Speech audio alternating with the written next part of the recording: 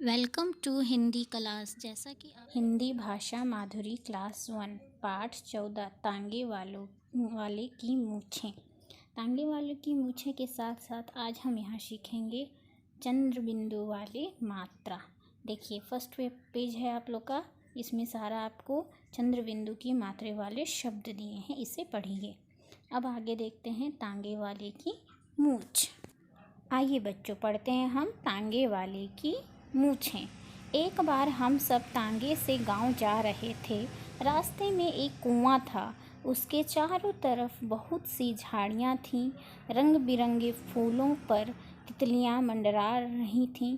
कुएं के पीछे 5 ऊंचे ऊंचे पेड़ थे जहां चिड़िया चहचहा रही थीं। वहां एक सांवला हंसमुख सा लड़का बांसुरी बजा रहा था। तो हमने क्या क्या देखा?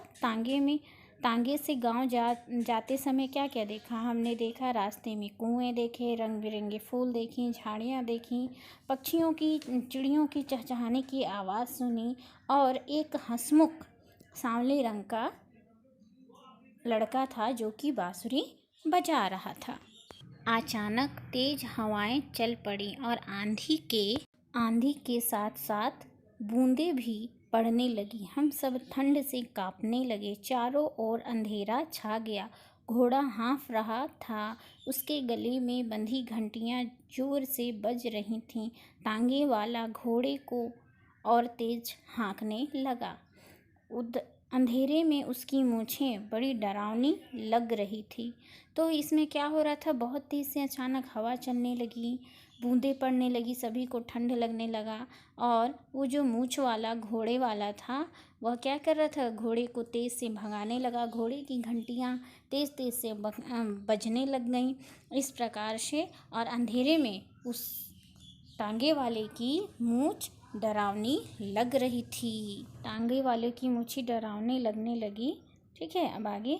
गेहूं के खेतों को पार करते ही हमारा गांव आ गया।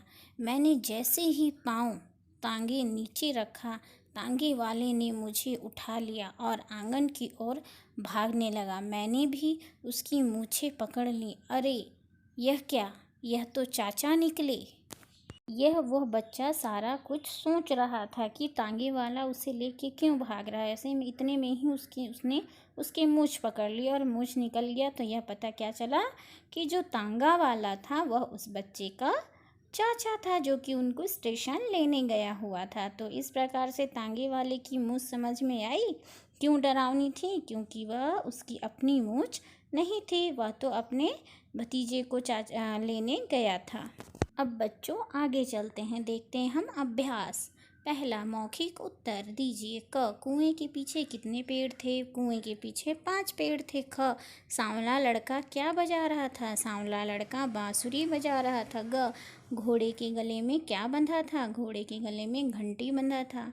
घ, तांगे वाला सचमुच में कौन था? तांगे वाला सचमुच में उसका चाचा था। दूसरा, अगर मूंछों वाला आदमी चाचा न होता तो क्या होता? बातचीत कीजिए। तो इस बारे में आपको अपने माता पिता टीचर से बात करना है।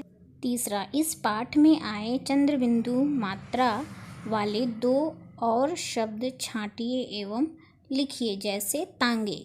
तो उसी तरह से आपको क और ख के लिए लिखना है, जैसे कि पाँव, मूछे।